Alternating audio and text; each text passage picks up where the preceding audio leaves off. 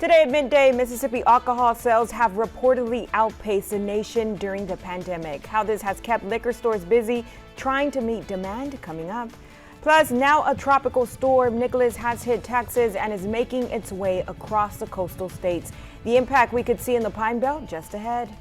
And of course, keeping eyes on Tropical Storm Nicholas over the next couple of hours and its impacts on the Pine Belt. We can be expecting a little bit of rain and some floodings. But of course, before we get into it, your news at 12 starts now. We're proud to always be on your side. Good afternoon, Pine Belt. This is WDAM 7 Midday.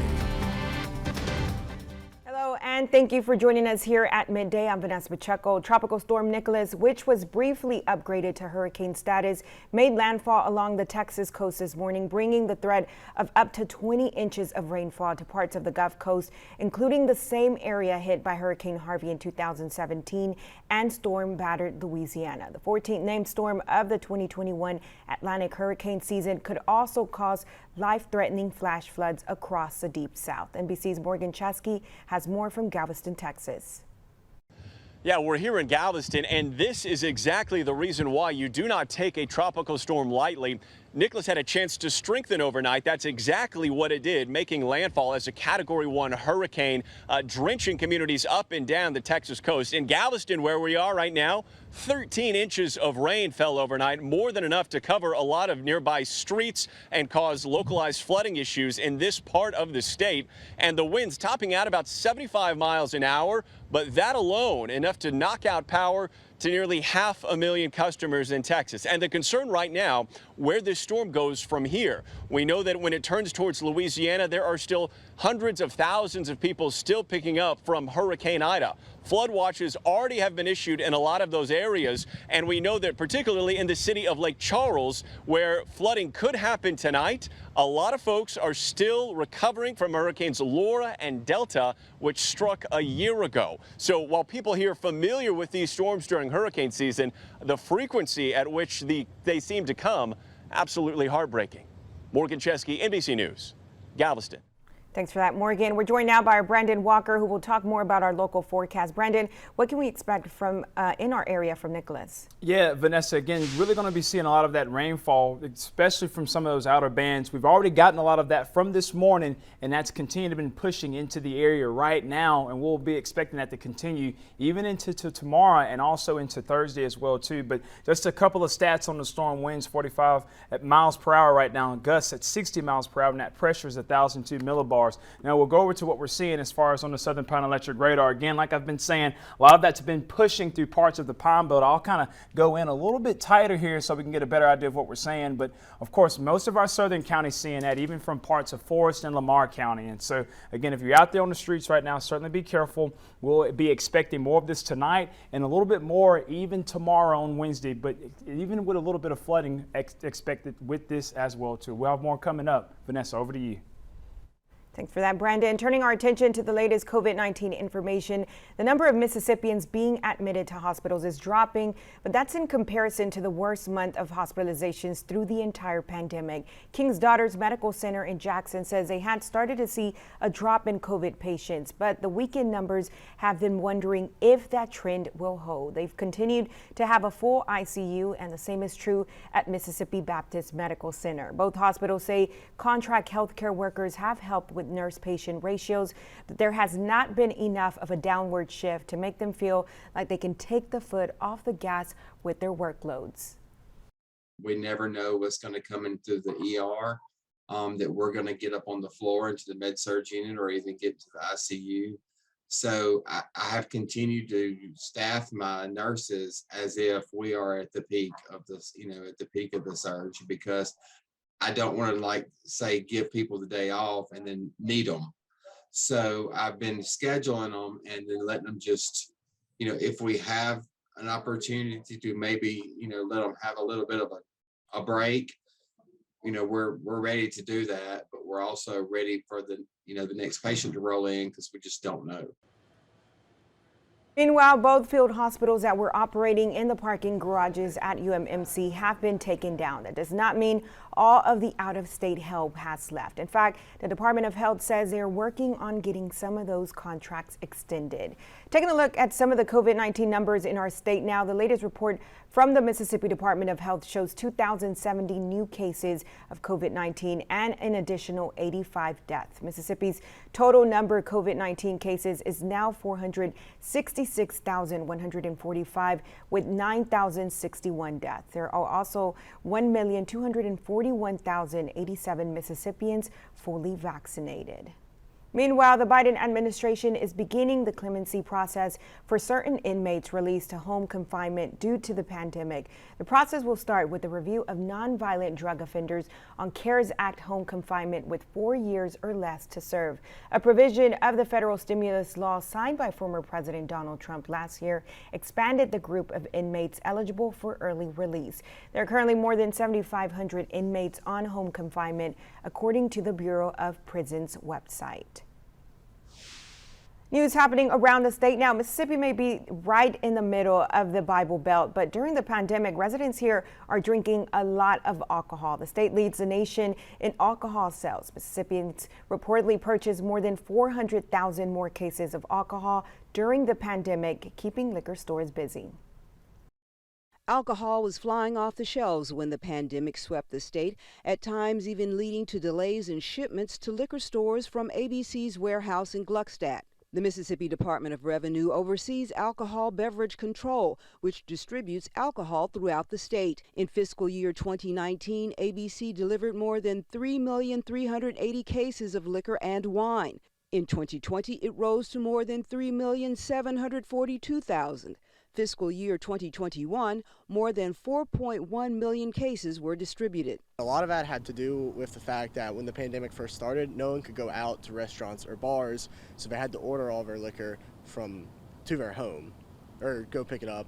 Alcohol consumption could be surprising to some with the number of Mississippi counties that prohibit alcohol sales.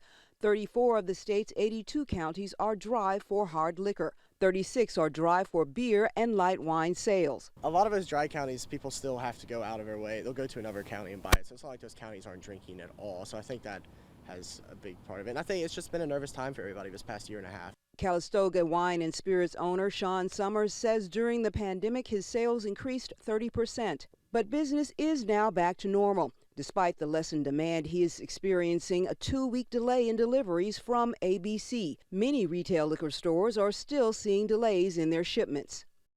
Over on the coast, a prominent state veterans home in tradition is getting closer to becoming a reality after more than a year of delays. The project was delayed by COVID slowdowns of the federal grant funding process. A ceremony in October of 2019 announced the project with plans to begin construction in 2020. One of the architects said bids on the project went out in March. There is another groundbreaking ceremony for the 100-bed facility scheduled for October 15th.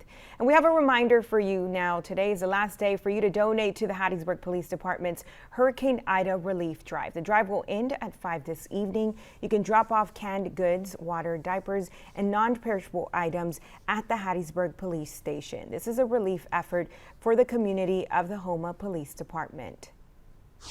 And taking a look ahead at some events happening around the Pine Belt, the Jones County EDA and the Chamber of Commerce are teaming up with the Governor's Job Fair Network to host a job fair. It's happening this Thursday, September 16th from 9 a.m. to 1 p.m. in Laurel at Sawmill Square Mall inside the old JCPenney. The job fair is free for applicants. Roughly 35 businesses and organizations are participating. Applicants can pre-register online or register at the door. We also have a registration link on our website, WDAM.com. And happening this Saturday, the Laurel Police Department will be hosting a local car seat event. It will focus on car seat installation and education. The event will be at 2018 Mississippi Highway 15 North in Laurel from 9 a.m. until noon. Car seats and booster seats will be provided on a first-come, first-served basis. Later at midday, President Joe Biden heads to Colorado to promote his infrastructure plan, while Democrats back in Washington wrestle with making it a reality. We have the details on that. But first, after the break, we'll tell you why you should probably update your iPhone or other Apple products. More when we come back.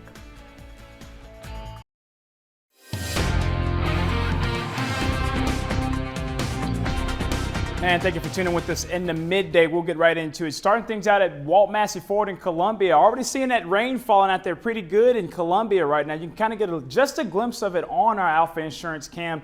It's very light to see though because the camera is not the best, but you can get a good glimpse of it. Temperatures right now 76 degrees and feels like 76 out there.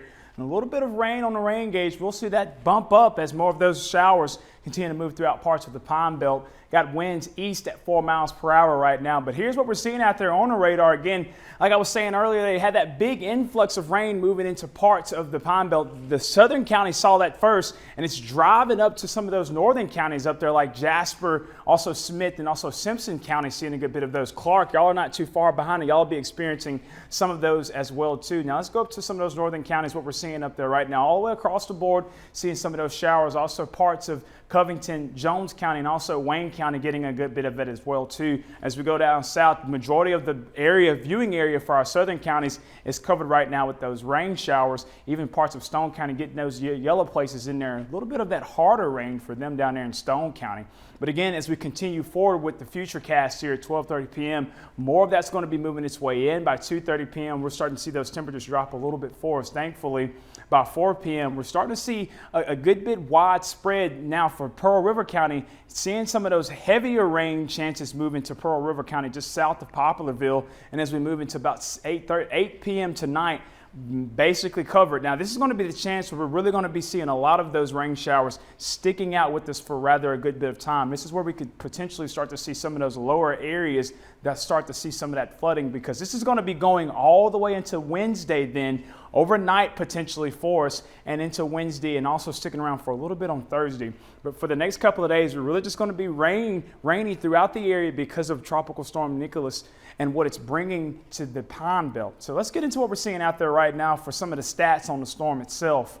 We'll get right into it. Winds right now 45 miles per hour, gusts at 60, pressure still at 1,002 millibars, moving northeast at 6 miles per hour. So storm is moving rather slow right now, so still bringing some of those impacts into parts of Louisiana, and those will be going into parts of Pine Belt in Mississippi. Still the driving force, we got that dry air coming all the way over, and that's really what's going to be pushing it towards that eastern parts of into Louisiana and also into Mississippi. That's been the driving force behind it. Now, how much rain we're going to see, I kind of had this lined out for us. By 11 p.m., about 1.4 inches in Hattiesburg now, 1.3 inches in Laurel. As we continue forward, that begins to grow about to 2.5 inches. This is going into Monday at 9 a.m. to about 2.6 inches in Laurel. And so again, about 3.2 inches by 10:30 p.m. in Hattiesburg centrally. Some of us could see up to about 4, maybe low end 5 inches of rain. And so again, just something to be cautious of as we continue forward with this.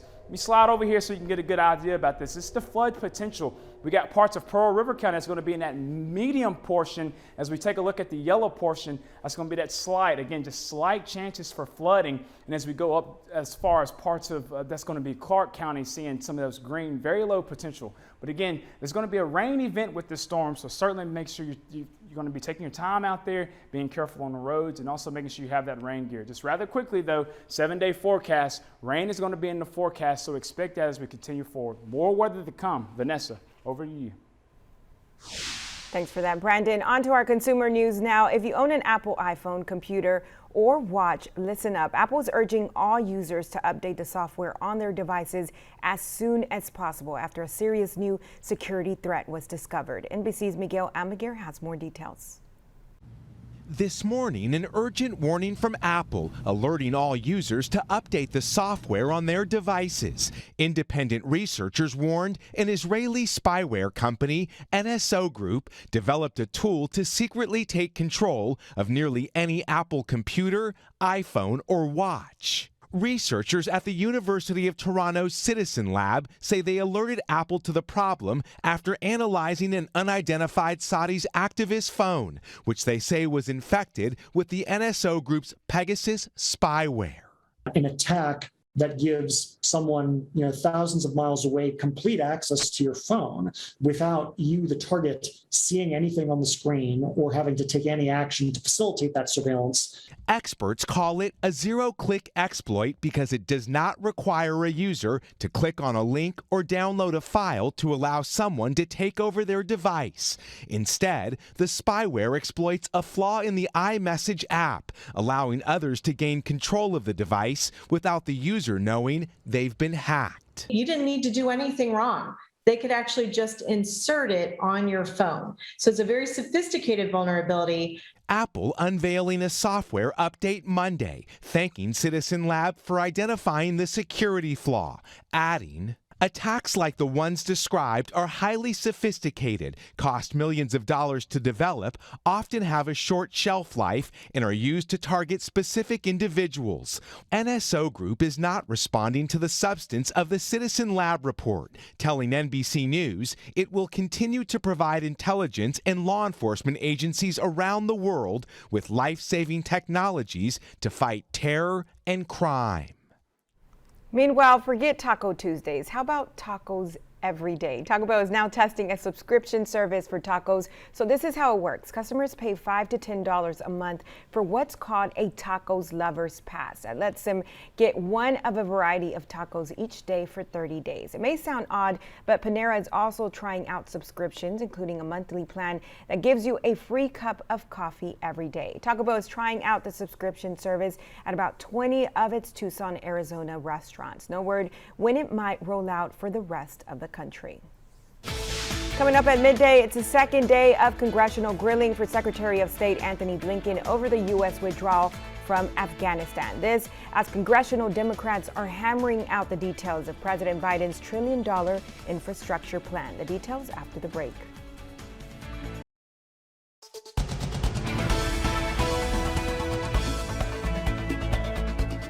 Welcome back. President Joe Biden continues his West Coast swing today, trying to drum up public support for his spending priorities. Back in Washington, congressional Democrats are hammering out the details about those plans and trying to figure out how to get them through a divided Congress. NBC's Chris Pallone has the latest from Capitol Hill. Democrats under the gun to meet self-imposed deadlines to pass a $1 trillion infrastructure improvement bill and a much bigger tax reform and spending plan. I know I get criticized for trying to get bipartisan support, but we got it for the legislation I wrote relating to the whole idea of infrastructure. It's real. One no vote in the Senate could kill the whole thing. We got a lot of negotiations to do over the next couple of weeks, and I'm optimistic we're going to get them done. For West Virginia Senator Joe Manchin, the $3.5 trillion tax bill price tag is a non-starter. They shouldn't be surprised. They've known. Everybody's known what I've been. The legislative posturing happening as President Biden makes his first official trip to the West Coast, touring areas decimated by wildfires and stumping for California Governor Gavin Newsom, who faces a recall election today. You've got to vote no on the recall. Keep Gavin as governor. Back in Washington, Secretary of State Anthony Blinken will face another tough round of questions about the Biden administration's handling of Afghanistan. This was an unmitigated disaster of epic proportions. House Republicans slammed the Afghanistan withdrawal Monday, and some called for Blinken to resign. The president will travel to Colorado later today, where he will tout both of his proposed spending plans at the National Renewable Energy Laboratory. After the break, find out how old the gems of the Hattiesburg Zoo have turned. That story coming up. Stay with us.